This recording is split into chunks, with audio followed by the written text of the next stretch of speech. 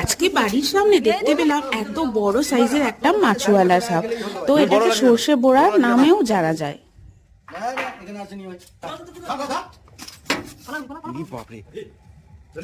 বিশাল মাছ। ই বাপরে কি ডেঞ্জারাস। দাঁড়া দাঁড়া আগে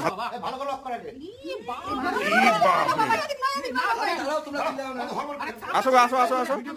এক নম্বর খবর হয়ে যাবে কিন্তু।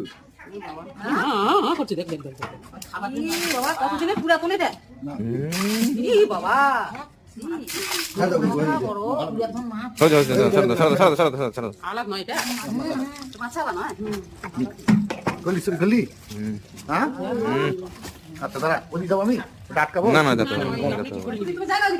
কিছু হবে না। এক ধাপা পিছাবে না, কামড় দিয়ে জানিস কি ভাবছিস?